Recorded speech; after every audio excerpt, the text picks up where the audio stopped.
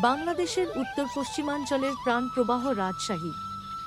এই শহরের অদূরে পদ্মা নদীর বুকে জেগে ওঠা বিস্তীর্ণ চর, নীরব শান্ত আর প্রকৃতির আপন নিয়মে গড়া এক অনন্য আবাস। নদীর ঢেউ, বালুর রেখা আর খোলা আকাশ সব মিলিয়ে পদ্মার চর যেন জীববৈচিত্র্যের এক নিভৃত আশ্রয়।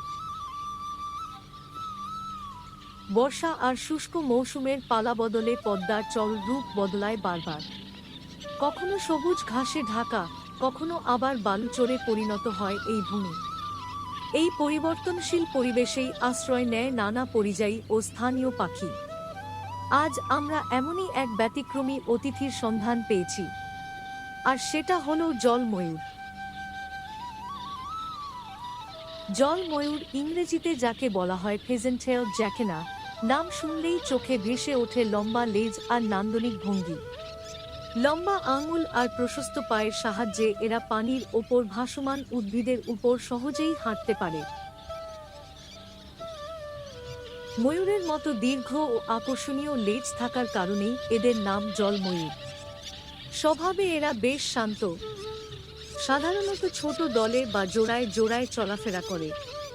বিপদের আশঙ্কা হলে দ্রুত উড়ে গিয়ে নিরাপদ দূরত্বে আশ্রয় নেয়।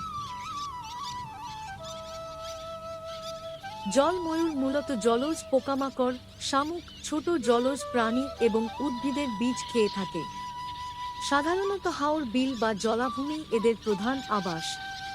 তাই পদ্মার খোলা চর এলাকায় এদের উপস্থিতি সত্যিই চোখে পড়ার মতো ব্যতিক্রম।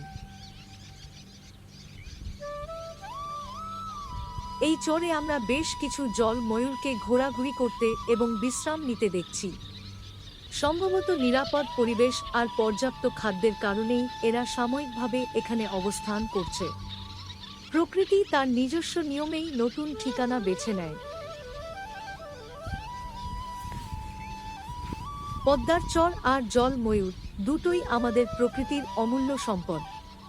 এদের সংরক্ষণ মানেই আমাদের ভবিষ্যৎকে রক্ষা করা। প্রকৃতিকে ভালোবাসুন, প্রকৃতিকে জানতে চেষ্টা করুন, কারণ প্রকৃতি আমাদের সবচেয়ে বড় শিক্ষক।